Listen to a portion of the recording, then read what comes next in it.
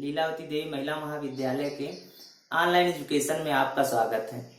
इस समय हम लोग पढ़ रहे हैं पर्यावरण संरक्षण, जिसमें आज हमारा टॉपिक है जल संरक्षण।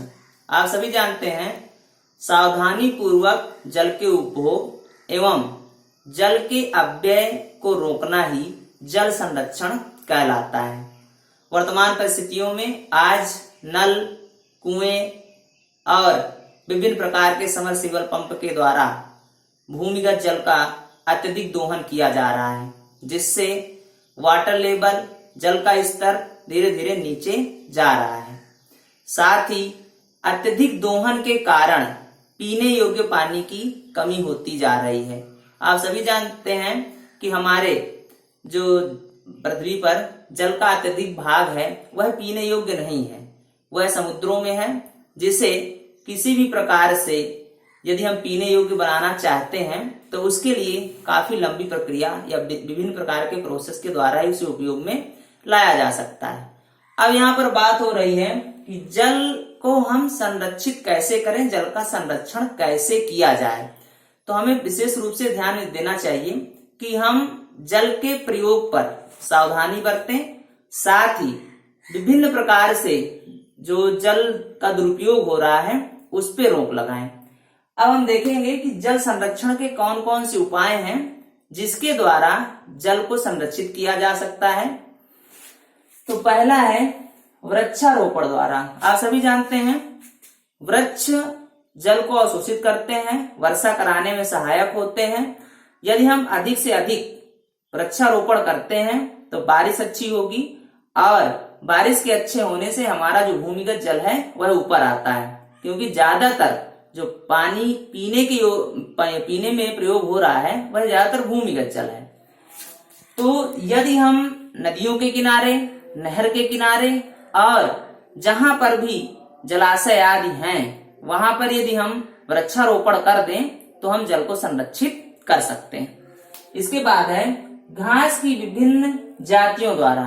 आप जानते हैं कि विभिन्न प्रकार की घास की ऐसी प्रजातियां हैं, यदि उनको पृथ्वी की सतह पर रोपित कर दिया जाए, लगा दिया जाए, तो वो जल को अवशोषित कर लेती हैं और उस प्रकार से हमारा जल स्तर, भूमिगत जल का स्तर ऊपर आ जाता है। इसके बाद है जल अपव्यय रोककर। आप सभी जानते हैं कि आज हम कपड़ों की धुलाई के लिए वॉशिंग मशीन आदि का प्रयोग करते हैं। साथ ही विभिन्न प्रकार के कल कारखानों में भूमिगत जल का अत्यधिक दोहन हो रहा है, जिससे जल का अत्यधिक अपव्यय हो रहा है। ऐसे में इस प्रकार से यदि अपव्यय होता रहा तो जल संकट उत्पन्न हो सकता है। इसलिए हमें जरूरी है कि हम जल के अपव्यय पर रोक लगाएं, जिससे हम जल संरक्षित कर सकते हैं। इसके बाद है बाढ़ प्रबंधन द्वारा। आप सभी जानते हैं कि हमारे देश में अच्छी खासी बारिश होती है और वह बारिश का जो पानी है वह नदियों में जाता है और नदियों के माध्यम से समुद्र में पहुंच जाता है, और समुद्र में जब पहुंच जाता है तब वह पानी हमारे पीने योग्य नहीं रह जाता है। ऐसे में यदि हम बाढ़ प्रबंधन करें, यदि हम खेत का पानी खेत में रोक दें और बारिश के पानी को हम जगह जगह पर बांध बनाकर या विभिन्न प्रकार के प्रयोग करके बाढ़ प्रबंधन द्वारा यदि उसे रोक लें, नदियों में जाने से रोक लें, तो हम जल स्तर को ऊपर ला सकते हैं और जल को संरक्षित कर सकते हैं। इसके बाद है जल को प्रदूषण रहित करना। आज विभिन्न फैक्ट्रियों में जो भी अवशिष्ट होते हैं वह जल के द्वारा विभिन्न नदियों में या विभिन्न नहरों में डाल दिए जाते हैं। ऐसे में जल प्रदूषित हो जाता है और जल के प्रदूषण होने से जो हमारा पीने योग्य पानी है वह हमारे उपयोग के लायक नहीं रह जाता है। ऐसे में हम जल के प्रदूषण को दूर करते हैं, जल को प्रदूषण होने से बचा लेते हैं, तो हम जल संरक्षण कर सकते हैं। इसके बाद है नदियों को आपस में नहरों द्वारा जोड़कर। आप सभी जानते हैं किसी क्षेत्र में अधिक बारिश होती है, किसी क्षेत्र में कम होती है। ऐसे में यदि पूरे अपने देश में हम विभिन्न नदियों को विभिन्न नहरों द्वारा जोड़ दें और एक नदी का पानी जब दूसरी नदी में जुड़ जाएगा तो उसमें कहीं पर बाढ़ नहीं आएगी, और दूसरी चीज यह होगी कि हम उसे संतुलित कर लेंगे, जिससे हम नदियों के पानी को संरक्षित कर सकते हैं और पीने योग्य पानी भी काफी मात्रा में हमारे लिए बचा रहेगा। इसके बाद है रेन वाटर हार्वेस्टिंग द्वारा। आप सभी जानते हैं कि रेन वाटर हार्वेस्टिंग का प्रयोग किया जाए तो हम जल को संरक्षित कर सकते हैं। बारिश से हमें पीने योग्य पानी मिलता है, लेकिन वह बहकर नदियों में चला जाता है। यदि हम उसका प्रयोग कर लें, उसको हम संरक्षित कर लें, उसको हम इकट्ठा कर लें, तो हम जल को संरक्षित कर सकते हैं। इसके बाद है सिंचाई के लिए पक्की नाली बनाकर। आज आप सभी जानते हैं कि नलकूपों द्वारा खेतों की सिंचाई की जा रही है और उसके लिए हम नालियों का प्रयोग करते हैं। नालियों का प्रयोग तो हम करते हैं, लेकिन नालियां कच्ची होती हैं, आधा पानी नाली में ही रह जाता है और जहां तक हमें पानी पहुंचाना होता है वहां तक पानी नहीं पहुंच पाता है। बहुत समय लगता है, बहुत ज्यादा पानी का प्रयोग होता है। इसलिए यदि हम वहां पर पक्की नालियां बना दें तो पानी अपव्यय कम होगा, रास्ते में खर्च कम होगा और सही जगह पर वह हर पौधे के पास सही से पहुंच सकेगा, जिस आवश्यकता के अनुरूप। इसके बाद है पक्के जलाशय का निर्माण करके।